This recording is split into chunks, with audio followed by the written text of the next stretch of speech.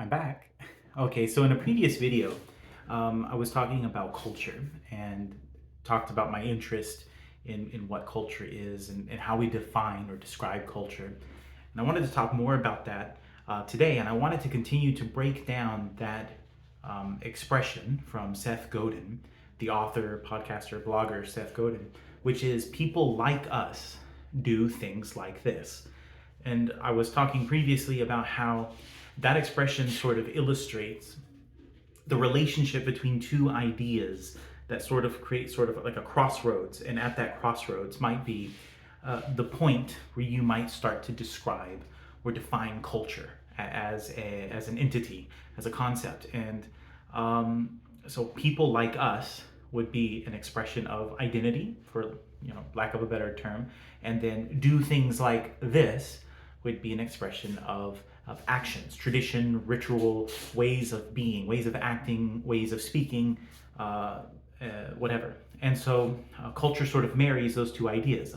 A cultural identity is an identity that is based around a shared code of actions, whether that shared code of actions is expressed out loud, or whether it is sort of expressed behind the scenes. It's an unwritten code. It's just something that everyone does because everyone is sort of imitating one another and imitating their parents and their grandparents or whatever. That's the idea. Now, the wording that Godin chose for that expression is actually really fascinating. And the wording is, people like us do things like this. Now, you could simplify that expression down really quickly, and you could just say, we do these things, right? Or we do this.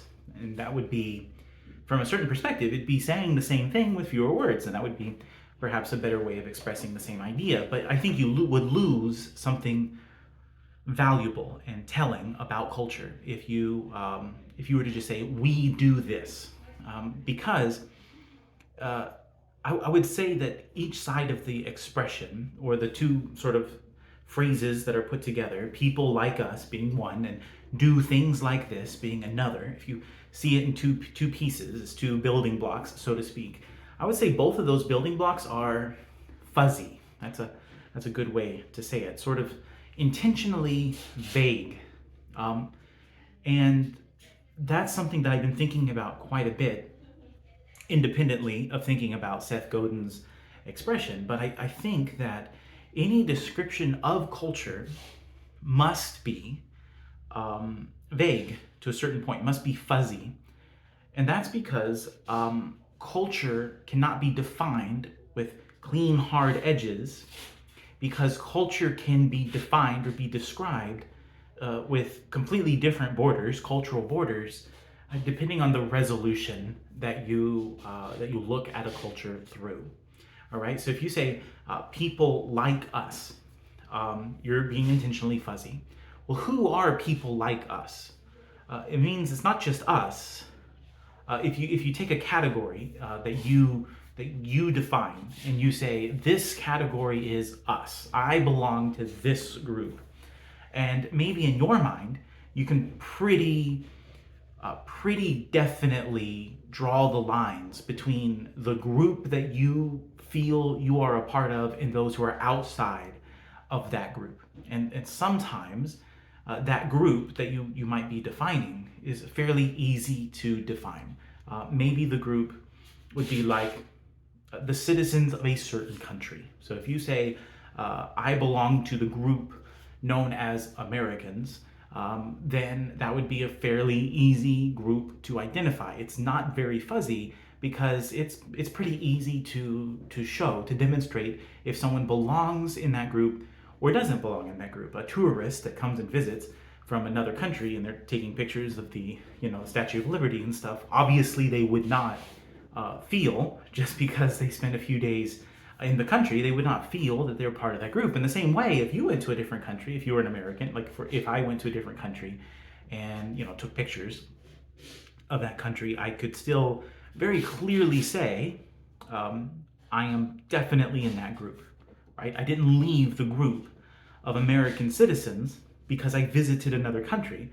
And I could say that's even true, the whole time I lived out of country for 17 years. I lived in Mexico. I never felt, or I could never say, I could never prove that I was no longer a citizen of the United States. My paperwork would give me away if I tried to say anything differently. So sometimes a group can be defined by clean lines, hard lines, and it's not very fuzzy. There might be outliers in a group like that, but it's pretty easy to know where to draw the line in those cases. But if you go to a different resolution, so to speak, and I'll talk more about resolutions later. I kind of have a model that I've been working on to talk about culture in terms of resolution. But if you go to a different resolution, you try to define a different group, it might not be so easy to draw that line. Because, for example, if the group that you're defining isn't defined by citizenship, but instead is just defined by people who live in a certain area, well then, like West Texaners, let's say that, right? Let's say you have Texans, but then you have West Texans. Well, West Texans have a separate set of cultural norms that might not necessarily apply to Texans that live in other parts of the state. And in fact, this is a very difficult group to define. Even people in West Texas that have lived in West Texas their whole lives might have some amount of trouble defining the exact line where someone, if you live in this town, are you a West Texaner or West Texan, or are you a Central Texan? Or, where exactly is that line that defines West Texas from Central Texas, from North Texas, or from South Texas? It's not super easy. I'll give you a clue on that if you care. I'll give you a clue on that. If you go to like Google Maps or some other map application and you look at the sort of topographical or view, maybe it's a topographical view where you kind of see shades of green that sort of defines average rainfall or the climate of the area. And if you scroll in, you zoom into Texas, you'll see a line where part of Texas is light green. Far east in Texas, it gets darker green. You go down towards Houston and Galveston, they get plenty of rain, and so it's a darker green closer to the coast. But there's a line that separates green from like yellow, tan, and that's sort of like desert, right? And that line, which is pretty easy to see in that view in a maps application, is more or less the line between West Texas and the rest of Texas. So the town that I live in, that I grew up in, San Angelo, Texas, is just inside of that line. And east of us, almost anybody east of us or sort of southeast of us, even by like an hour away, an hour drive down the road, might not technically be considered West Texan. Although you might have to go to that town and ask those people if they agree with with the definition that I came up with looking at the map. And I got that from somewhere, I don't remember where. And the point is there are plenty of categories that are fuzzy, that aren't easy to define. They're not easy to define geographically. They're not easy to define. You can't look at a person and define their culture just by looking at them. At certain resolutions, it becomes very difficult. And even if you do define in your mind a line, like maybe I feel that I know exactly where West Texas ends and the rest of Texas begins, someone else may define the line differently.